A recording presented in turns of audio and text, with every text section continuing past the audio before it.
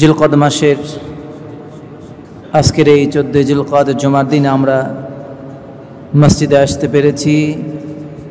আল্লাহ তাআলা সুস্থ এবং নিরাপদ রেখেছেন। মহান আল্লাহর দরবারে শুকরিয়া আদায় করছি, আলহামদুলিল্লাহ। এবং দরুদ ও সালাম আমাদের প্রিয় নবীর উপর সাল্লাল্লাহু আলাইহি ওয়াসাল্লাম। আশা করছি সবাই ভালো আছেন, আলহামদুলিল্লাহ। আল্লাহ তাআলার কাছে আমরা দোয়া করি আগামীতেও রব্বুল আলামিন যেন আমাদেরকে ভালো এবং সুস্থ রাখেন, বলি আমিন। আজকে একটি বিষয় আলোচনা করতে চাচ্ছি। সেই বিষয়টি আপনাদের জানা, হয়তোবা অনেকের না জানা। যারা জানেন তাদের জন্য আরও উপকারে দিবে, যারা জানে না তাদের জন্য উপকারে দিবে, তারা এটাকে জানবে। আজকের আলোচ্য বিষয় আমাদের পানাহার, মাদকতা এবং ধূমপান। এই বিষয়টি নিয়ে আমরা সংক্ষিপ্ত আলোচনা পেশ করব বলি ইনশাআল্লাহ। আল্লাহ রব্বুল আলামিন শ্রেষ্ঠ সৃষ্টি আর নাই। আল্লাহ তাআলা মানুষকে সবচেয়ে সুন্দর করে সৃষ্টি করেছেন। লাকাদ খালাকনাল ইনসানা ফি আহসানি তাকওয়িম। আল্লাহ বলছেন আমি মানুষকে সুন্দর করে সৃষ্টি করেছি, এর চাইতে সুন্দর করে সৃষ্টি আর কাউকে করা হয়নি। এরপর আল্লাহ তাআলা বলছেন সুম্মা রাদাদনাহু আসফালা সাফিলিন। কিন্তু যে মানুষ বিবেক খাটায় না, এরপরেও যে আল্লাহকে চেনে না, এরপরেও যে রাসূলের আদর্শ অনুসরণ করে না, কোরআন সুন্নাহ মানে না, আল্লাহর ইবাদত করে না, তার সাথে শিরিক করে, আল্লাহর দেওয়া হারাম বিষয়গুলিকে সে গ্রহণ করে আর হালাল বিষয়গুলিকে সে বর্জন করে, এভাবে যারা আল্লাহর বিধিনিষেধ মানে না, আল্লাহর ইবাদত করে না, আল্লাহর সাথে শিরিক করে, অন্যায় কাজগুলি করে, আল্লাহ বলছেন সুম্মা রাদাদনাহু আসফালা সাফিলিন। এরা সবচেয়ে নিকৃষ্ট এবং সবচেয়ে নিম্নের স্তরের মানুষেরা। এই মানুষই হলো তারা সৃষ্টির সেরা, এবং তারা ইবাদত করলে ফেরেশতার চাইতে বেশি মর্যাদা লাভ করে। আবার এই মানুষই যদি আল্লাহর দেওয়া বিধানকে লঙ্ঘন করে, আল্লাহকে না চিনে, রবকে না চিনে, আল্লাহর ইবাদত যদি না করে, আল্লাহর সাথে শিরিক করে, অন্যায় কাজ করে, তাহলে এই মানুষ আবার নিকৃষ্ট হয়ে যায়। কতটা নিকৃষ্ট? উলাইকা কাল আনআম বাল হুম আদাল। আল্লাহ বলছেন চতুষ্পদ জন্তুর চাইতেও নিকৃষ্ট। চতুষ্পদ জন্তুর চাইতে নিকৃষ্ট হয়ে যায় মানুষ যদি আল্লাহ তাআলার তার ইবাদত না করে, তাকে যদি না চিনে। সুতরাং আমরা মানুষ আল্লাহর শ্রেষ্ঠ সৃষ্টি, বলেন আলহামদুলিল্লাহ। তো এই মানুষ আল্লাহর শ্রেষ্ঠ সৃষ্টি, তাই মানুষের কাছে আল্লাহ তাআলা বলেছেন আমি তোমাদেরকে শ্রেষ্ঠ করে সৃষ্টি করেছি, বিনা উদ্দেশ্য নয়। তোমাদের সৃষ্টির পেছনে আমার উদ্দেশ্য আছে। আল্লাহ বলছেন আফাহাসিবতুম আন্নামা খালাকনাকুম আবাসান ওয়া আন্নাকুম ইলাইনা লা তুরজাউন। আল্লাহ বলছেন তোমরা কি মনে করেছো যে তোমাদেরকে এমনি এমনি সৃষ্টি করেছি? না, তোমাদেরকে আমার নিকট ফিরে আসতে হবে। আর আমার নিকট যখন ফিরে আসবে, তখন অবশ্যই তোমাদেরকে তোমাদের পুরা জীবনের জবাবদিহি করতে হবে আমার সামনে। সুতরাং তোমরা উদ্দেশ্যহীন কোনো সৃষ্টি নও। তোমাদের সৃষ্টির পেছনে আল্লাহ তাআলার একটি সুনির্দিষ্ট উদ্দেশ্য আছে। আল্লাহ তাআলা সেটি বলছেন মা খালাকতুল জিন্না ওয়াল ইনসা ইল্লা লিয়াবুদুন। মানুষ আর জিনকে সৃষ্টি করেছি শুধুমাত্র আমি আল্লাহর ইবাদত করার জন্য। আমার আদেশ এবং নিষেধ মেনে চলবে তারা। মানুষ আর জিনকে আল্লাহ তাআলা এই জন্যই সৃষ্টি করেছেন। ইবাদতটা কি?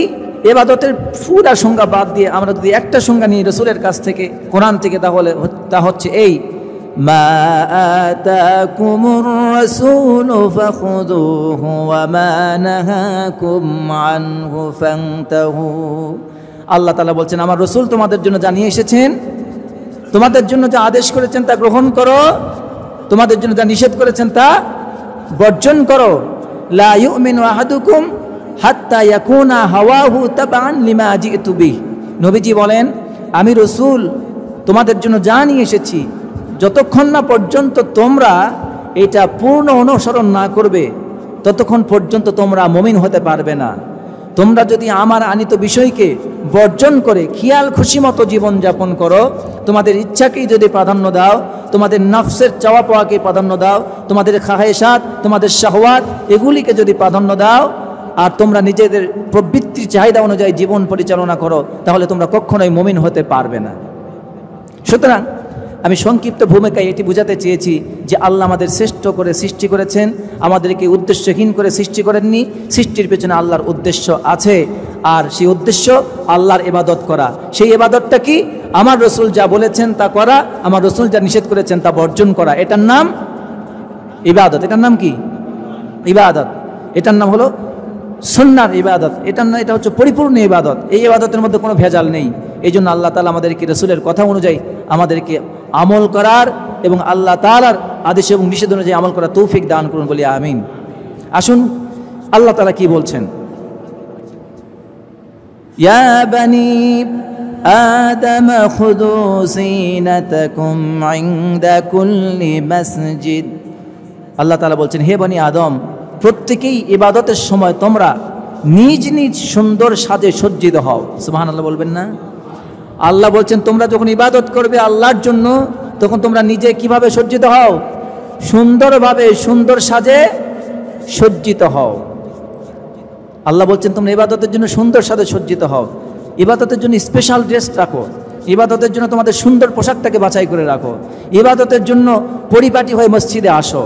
যখন মসজিদে আসবে, ইনদা কুল্লি মসজিদ, যখন মসজিদে আসবে তখন সুন্দরভাবে সেজে গুজে আল্লাহ তোমার সবচেয়ে বড় মহান মনিব, তার সামনে তুমি আসতেছো, মহান রবের দরবারে তুমি আসতেছো, তার অফিসে তুমি আসতেছো। সুতরাং এখানকার অফিস ড্রেস মেনে চলে আসার চেষ্টা করো। আল্লাহ তাআলা কোরআন এগুলি শেখাচ্ছেন। সুতরাং আজকে আপনি একটু ডানে বামে তাকিয়ে দেখুন তো, নিজের দিকে একটু খেয়াল করে দেখুন তো, আমি আমার সবচেয়ে সুন্দর পোশাকটা কি মসজিদের জন্য আনতে পেরেছি? আমি কি আমার সবচেয়ে সুন্দর পোশাকটা আমার আল্লাহর জন্য পরতে পেরেছি? আমি কি আমার জীবনের সবচেয়ে সুন্দর পরিপাটি যে সুগন্ধিটা আমি ব্যবহার করি, আত্মীয়ের বাড়িতে গেলে, অফিসে গেলে ব্যবহার করি, সেই সুন্দর পরিপাটি সুন্দর সুঘ্রাণকে আমি ব্যবহার করতে পারছি? আমি করছি না। আমি অন্য জায়গায় যখন যাই, অফিসে যখন যাই, তখন অনেক আমি সেটাকে প্রায়োরিটি দেওয়ার চেষ্টা করি। এরপরে আমি যখন আত্মীয়র বাড়িতে যাই, অফিসে যাই, তখন আলাদা ড্রেস কোড রাখি। আপনার স্কুলের জন্য আলাদা ড্রেস কোড আছে, আপনার অফিসের জন্য, সরকারি আলাদা চাকরির জন্য ড্রেস কোড আলাদা আছে, কোর্টের জন্য আলাদা ড্রেস কোড আছে।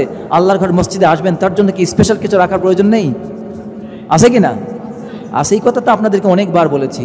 এই জন্য আপনাদেরকে আবার অনুরোধ করছি, মসজিদে আসবেন, জুমার দিনের জন্য স্পেশাল ড্রেস রাখবেন, সুন্নতি ঢিলা ঢালা পোশাক রাখবেন। আমি বলছি না আপনাদের সবাইকে জুব্বাই পরে আসতে হবে, কিন্তু যেই এটা মুসলমানদের চিহ্ন, জুব্বা পরা বা পাঞ্জাবি পরা, যে মুসলিম কোড যেগুলি, মুসলিম ড্রেস যেগুলি, এগুলি পরে আসার চেষ্টা করবেন। আশা করছি ইবাদতের মধ্যে আলাদা একটা স্বাদ পাওয়া যাবে, মসজিদের মধ্যে আলাদা একটা সৌন্দর্য ফুটে উঠবে, আল্লাহর ইবাদতের মধ্যে আলাদা মজা পাওয়া যাবে। আল্লাহ তাআলা আমাদের বোঝার তৌফিক দান করুন বলি আমিন। এরপর আল্লাহ তাআলা বলছেন, ওয়াকুলু ওয়াশরাবু ওয়া লা তুসরিফু ইন্নাহু লা ইউহিব্বুল মুসরিফিন। আল্লাহ বলছেন ওয়াকুলু ওয়াশরাবু, আর খাও এবং পান করো, কিন্তু তোমরা অপচয় করো না, সীমা অতিক্রম করে যেও না। আল্লাহ সীমা অতিক্রমকারীদেরকে পছন্দ করেন না। যারা অপচয় করে, খরচ করে অন্যথায়, আল্লাহ তাদেরকে পছন্দ করেন না। যারা অপচয়কারী, অনর্থক অর্থ অপচয় করে, অনর্থক কাজে ব্যয় করে, যা প্রয়োজন তার অতিরিক্ত করার চেষ্টা করে, আল্লাহ বলছেন এরকমের প্রয়োজনের অতিরিক্ত কিছু করা আল্লাহ নিজেও পছন্দ করেন না। সুতরাং অতিরিক্ত খরচ করা থেকে আমাদেরকে আল্লাহ তাআলা বেঁচে থাকার তৌফিক দান করুন, আমিন। এই ব্যাপারে আল্লাহ তাআলা বেশ কয়েক জায়গায় কথা বলছেন, তারপর আমি সংক্ষিপ্ত কিছু কথা বলবো। আল্লাহ তাআলা আরেক জায়গায় বলছেন, কুল মান হাররামা যিনাতাল্লাহ আল্লাতী আখরাজা লিইবাদিহি ওয়াত তাইয়্যিবাতি মির রিজক। আল্লাহ রাব্বুল আলামিন বলছেন, হে মুহাম্মদ, তাদেরকে বলে দাও, আল্লাহ তার বান্দাদের জন্য যেসব সৌন্দর্যের সামগ্রী সৃষ্টি করেছেন সেগুলোকে হারাম করেছে। সেগুলি কে হারাম করেছে? তিনি বলছেন সেগুলিকে কে হারাম করেছে? কুল হিয়া লিল্লাযী আমানু ফিল হায়াতিদ দুনিয়া খালিসাতান ইয়াউমাল কিয়ামাহ। বলো, দুনিয়ার জীবনেও এই সমস্ত জিনিস ঈমানদারদের জন্য, আর কিয়ামতের দিনে এগুলো তো একান্তভাবে তাদের জন্যই হবে।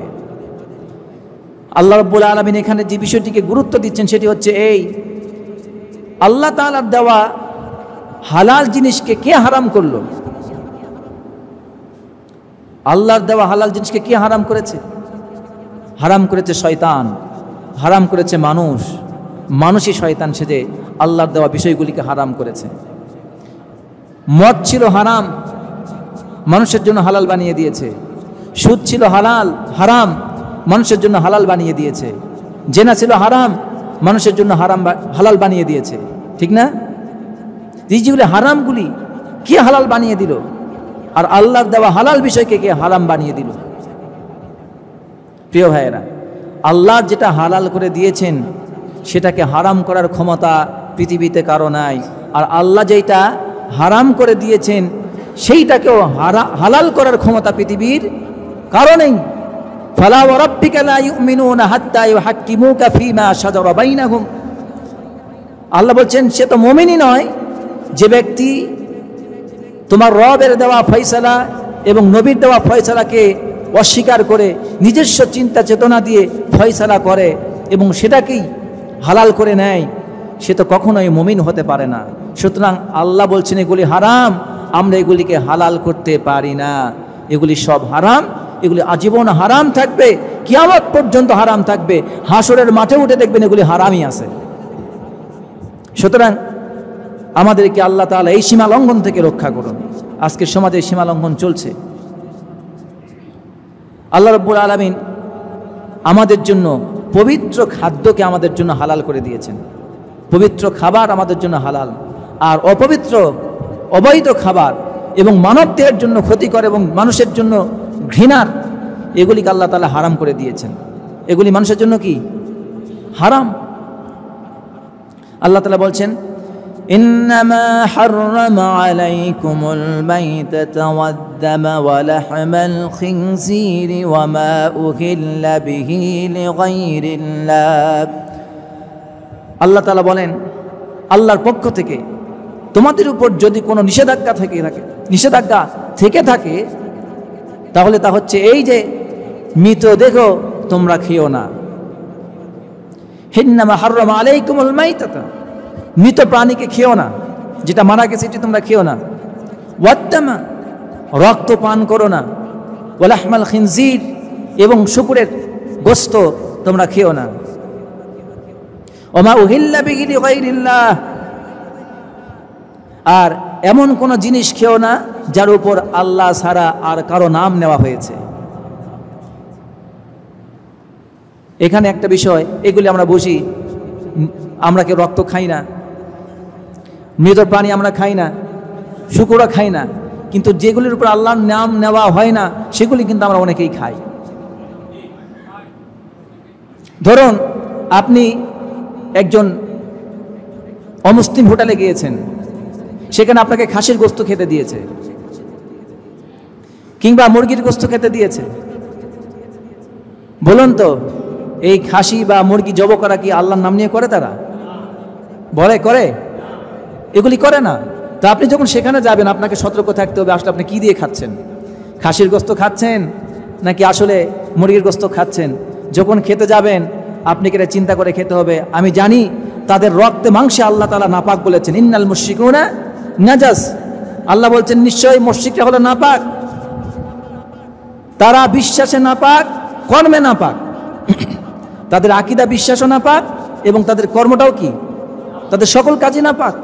সুতরাং আপনি যখন তার হোটেলে খেতে যাবেন আপনাকে সচেতন হয়ে খেতে হবে। আপনি গোশত খাবেন, আপনি চিন্তা করে দেখবেন আসলে এই গোশতটা মুসলিমরা জবাই করেছে কিনা, মুসলিমরা রান্না করেছে কিনা, মুসলিমদের দোকান থেকে গোশতটা কেনা হয়েছে কিনা। যদি না কেনা হয়ে থাকে, এই মুরগিটা যদি মুসলিম জবাই করে না থাকে, তাহলে আপনি খেতে পারবেন না। আমি ইন্ডিয়াতে গেলাম, রাস্তায় গিয়ে ব্যাপক ক্ষুধার্ত হলাম।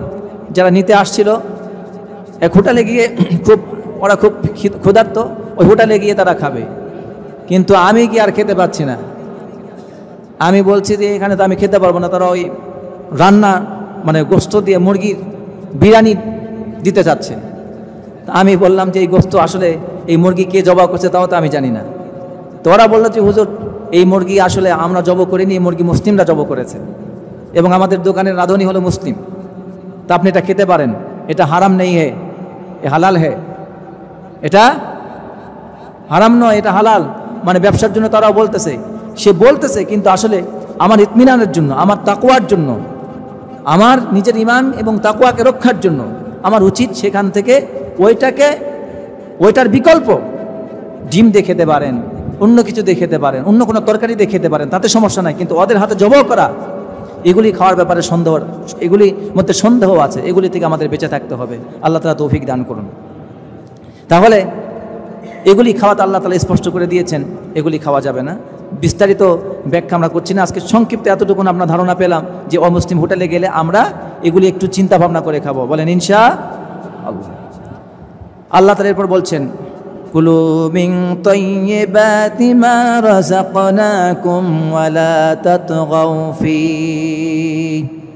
আল্লাহ বলছেন, খাও আমার দেওয়া পবিত্র রিজিক থেকে, আর এই খাওয়ার ক্ষেত্রে সীমা লঙ্ঘন করো না, অন্যথায় তোমাদের উপর আল্লাহর পক্ষ থেকে গজব আসবে, আর যার উপর আল্লাহর গজব আসবে তার পতন অবধারিত। আল্লাহর গজব যখন কারো উপরে আসে তখন সে যতই চেষ্টা করুক না কেন মাথা উঁচু করে দাঁড়াবার জন্য, ও মাথা উঁচু করে আকাশ পর্যন্ত যদি ওঠে তো দেখবেন মাথা উঁচু করে আকাশ পর্যন্ত উঠেছে, কিন্তু ওর গোড়ায় শক্তি নাই, থাকবে না। চতুর্দিক থেকে তার উপরে বিপদ আসবে এবং বিভিন্নভাবে এটা ক্ষতিগ্রস্ত হবে। সুতরাং মাথা উঁচু করে দাঁড়ানোর নামই সফলতা নয়। আসল সফলতা আল্লাহর কাছে পাওয়া সফলতা, আসল সফলতা আল্লাহর আযাব থেকে মুক্তি পাওয়ার সফলতা, আসল সফলতা জাহান্নাম থেকে মুক্তির সফলতা, আসল সফলতা পরকালে আল্লাহর কাছে জবাবদিহিতা থেকে বেঁচে যাওয়া, এটার নাম হলো আসল সফলতা। সুতরাং এই দুনিয়াতে কে কত কি খাচ্ছে, ভোগ চাকচিক্য ভোগ বিলাস করছে, এই চাকচিক্য ভোগ বিলাসী জীবন দেখে, মানে এই লাইফস্টাইল দেখে আপনার সেদিকে গা ছেড়ে দিয়ে ভেসে যাওয়া যাবে না।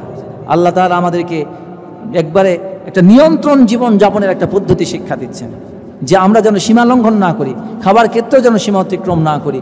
খাবার ক্ষেত্রেও সীমা অতিক্রম, হালাল এবং হারামের বিষয়টা তো বুঝালাম, যে আপনি হালাল খাবেন, হারাম খাবেন না, তাহলে এই হালাল এবং হারামের মধ্যে সীমা রক্ষা করলেন।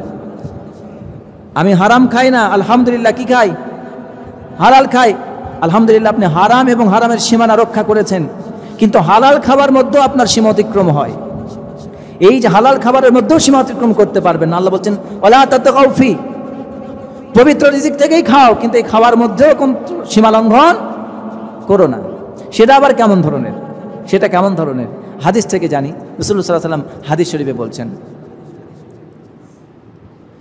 রাসূলুল্লাহ সাল্লাল্লাহু আলাইহি ওয়াসাল্লাম বলেন যে, মা মালা আদামিয়্যু বিআআন শাররা মিন বাতনিন বিহাসাবি ইবনে আদম।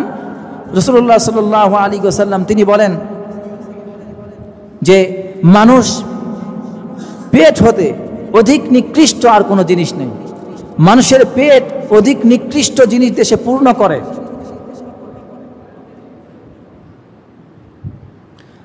মানুষ তার পেটকে অধিক নিকৃষ্ট কোনো জিনিস দ্বারা পূর্ণ করে না, তার মানে সে অতিরিক্ত কিছু খেয়ে ফেলে।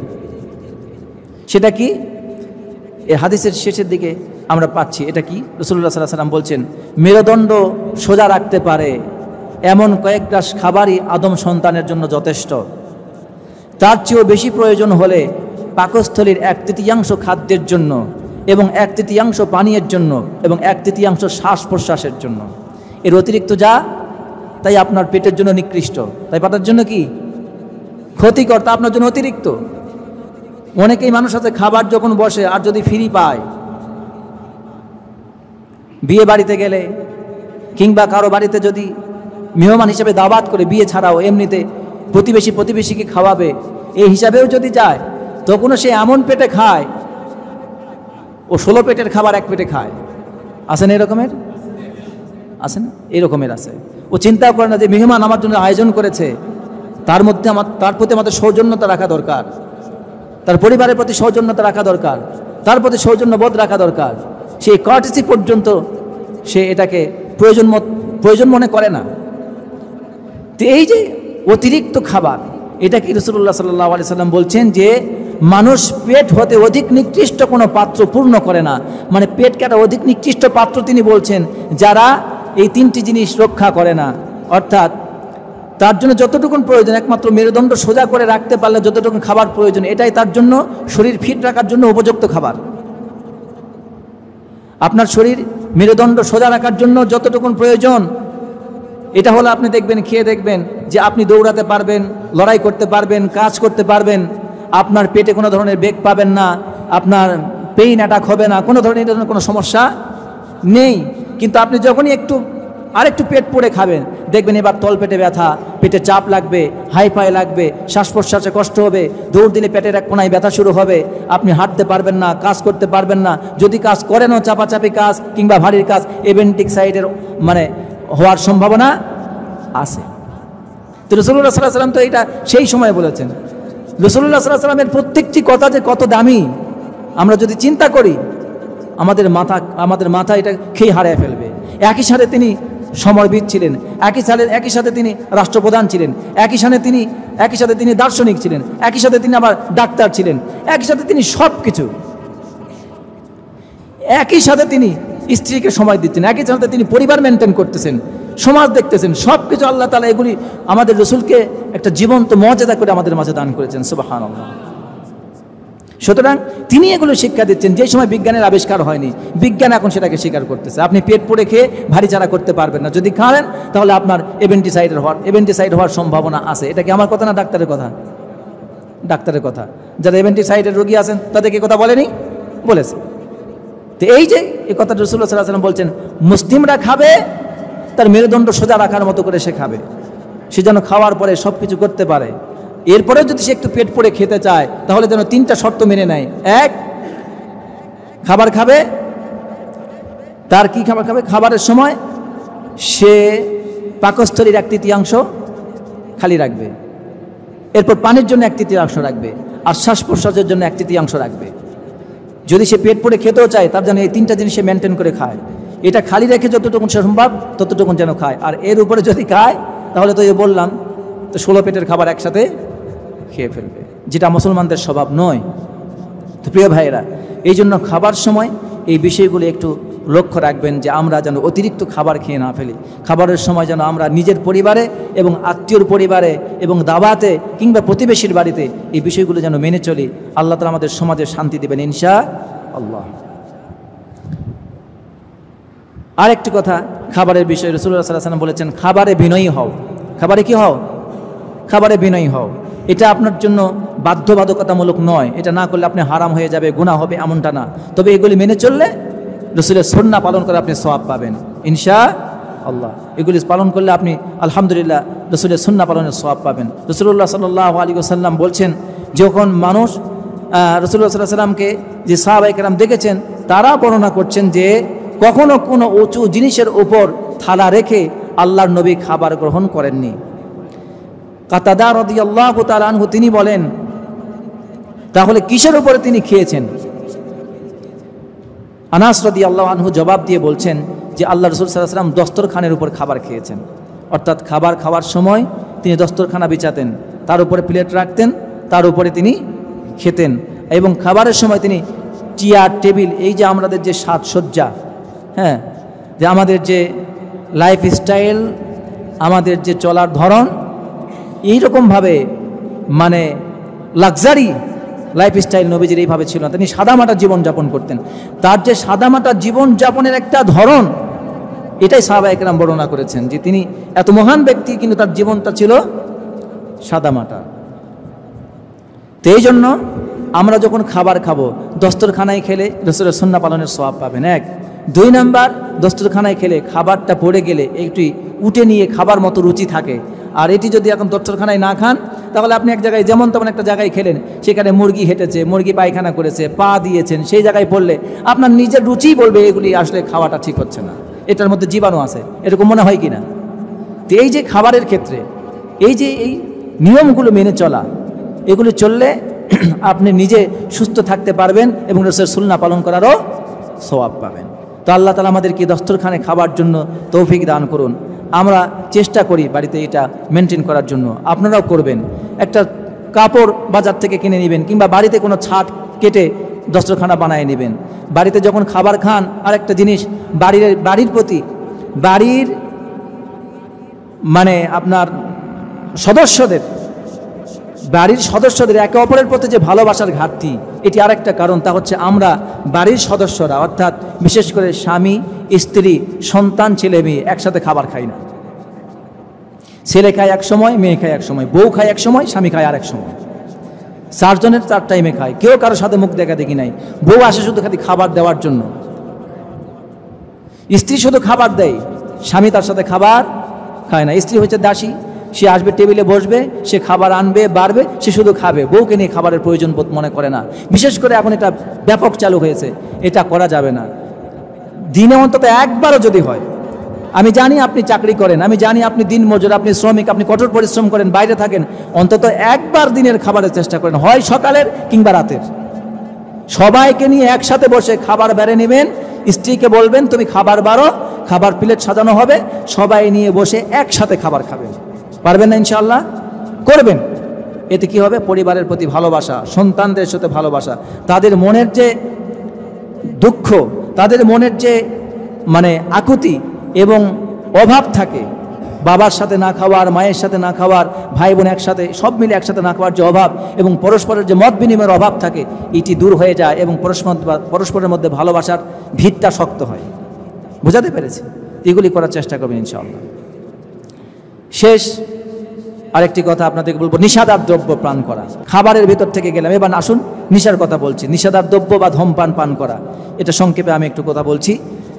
আল্লাহ রাব্বুল আলামিন কোরআনে কারিমে বলছেন, ইয়াসআলুনাকা আনিল খামরি ওয়াল মাইসির কুল ফীহিমা ইসমুন কাবীর ওয়া মানাফিউ লিন-নাস ওয়া ইসমুহুমা কাবীরুম মিন নাফইহিমা। রাসূলুল্লাহ সাল্লাল্লাহু আলাইহি ওয়াসাল্লামকে আল্লাহ তাআলা বলছেন, কোরআন নাজিল করে আল্লাহ তাআলা বলছেন, ইয়াসআলুনাকা আনিল খামরি ওয়াল মাইসির, আপনাকে মানুষেরা জিজ্ঞেস করে জুয়া এবং নেশা সম্পর্কে, জুয়া এবং মদ সম্পর্কে বা নেশা সম্পর্কে আপনাকে জিজ্ঞেস করে, এগুলি কি? আপনি তাদেরকে বলুন, কুল ফীহিমা ইসমুন কাবীর ওয়া মানাফিউ লিন-নাস। আল্লাহ তাআলা বলছেন যে আপনি তাদেরকে বলে দিন যে এই দুটির মধ্যে বিরাট ক্ষতির বিষয় রয়েছে, যদিও লোকদের জন্য এর মধ্যে কিছুটা উপকারিতাও আছে। মদ খেলে এখন যারা নেশা করতে তারা তো ভাববে যে দারুণ একটা কথা পাইলাম, যে আমাদের জন্য উপকারিতা আছে। সেই উপকারিতা একটু চেহারা ফোলা ফোলা লাগে, লাগে না এরকম? যারা নেশা খায় দেখবেন চোখ মুখটা ফোলা ফোলা লাগে, সুটকা লোক দেখবেন একটু চোখ মুখ ফোলা ফোলা লাগে, একটু আলাদা রং চলে আসে। এই যে একটা উপকারিতা, আপনার যে সৌন্দর্য একটু সামান্য একটু যে বৃদ্ধি ঘটলো, এটাই কি আসলে উপকারিতা? আল্লাহ তাআলার তিনি বলছেন যে ইসমুন কাবীর, ক্ষতি উপকার সামান্য আর ক্ষতিটা অনেক বড়, ক্ষতিটা বিশাল বড়। কত বড়? অনেক বড়, যা বলার মতো ভাষা নেই, বিশাল বড় ক্ষতি।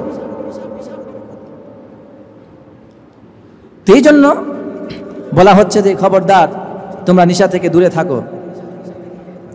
ওয়া ইসমুহুমা আকবারু মিন নাফইহিমা, কিন্তু তাদের উপকারিতার চেয়ে গুনাহ অনেক বেশি।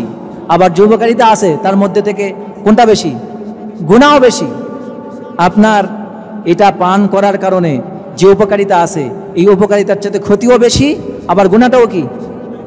গুনাহটাও অনেক বেশি। এই জন্য এই উপকারিতা থেকে, এই উপকারিতা পাওয়ার জন্য চেহারা একটু ফোলা ফোলা লাগবে, একটু রংটা পরিবর্তন হবে, এই জন্য নেশা পান করবেন, এমনটা করা যাবে না। এরপরে আল্লাহ রাব্বুল আলামিন বলছেন যে যারা সফলতা চায়, যারা সফলতা পেতে চায়, আল্লাহ রাব্বুল আলামিন তাদের জন্য শর্ত করে দিয়েছেন। এই পৃথিবীতে কোনো মানুষ যদি সফলতা চায়, সফলতা পেতে হলে তাকে অবশ্যই আল্লাহর এই বিধান মেনে নিতে হবে। আল্লাহ বলছেন, ইয়া আইয়ুহাল্লাযীনা আমানু ইন্নামাল খামরু ওয়াল মাইসির ওয়াল আনসাব ওয়াল আজলাম রিজসুম মিন আমালিশ শাইতান ফাজতানিবুহু লাআল্লাকুম তুফলিহুন। আল্লাহ বলছেন, হে ঈমানদারেরা, মদ, জুয়া, মূর্তি পূজার বেদী, ভাগ্য নির্ণায়ক তীর, এই সমস্ত সব শয়তানের ঘৃণিত কাজ, তোমরা এগুলি থেকে দূরে থাকো যদি তোমরা সফলতার আশা করো। যদি এগুলি থেকে দূরে থাকো তাহলে আল্লাহ তোমাদের সফলতা দান করবেন, সুবহানাল্লাহ। আর যখন এগুলির মধ্যে ঢুকে থাকবে তখন সফলতা নাই। নিজেকে হিরো মনে করছো, হিরো হতে পারবে না। নিজেকে রাজা মনে করো, নিশা খেয়ে, আসলে তুমি রাজা নও। তুমি গ্রামে খোঁজ নিয়ে দেখো তোমাকে মানুষ কি বলে ডাকে, তোমার সামনে কিংবা তোমার গোপনে মানুষ তোমাকে কি বলে চিহ্নিত করে, এবং সমাজে তোমার দ্বারা কত বড় ক্ষতি হয়। তুমি নিজেকে হিরো বললেই তুমি তো হিরো নয়, আসলে তুমি সন্ত্রাস, তুমি সমাজে ফাসাদ সৃষ্টিকারী, ঠিক না? সুতরাং ক্ষতির দিকগুলো সব আমি এই মুহূর্তে বলতে পারছি না। প্রিয় ভাইরা, এগুলি সব শয়তানের কাজ। আল্লাহ তাআলা বলছেন এগুলি শয়তান তোমাদেরকে দিয়ে করাতে চায়, তোমরা শয়তানের খপ্পরে পড়ো না। আমি আর বেশি বলতে পারছি না। তো এই জন্য মদ, জুয়া, লটারি এবং আপনার ভাগ্য নির্ধারণের যে লটারি হয়, এই লটারি এবং বেদিমূল মূর্তির মতো দেখতে, মূর্তির হাত আছে, পা আছে, মুখ চোখ আছে, এগুলি শুধু মূর্তি না।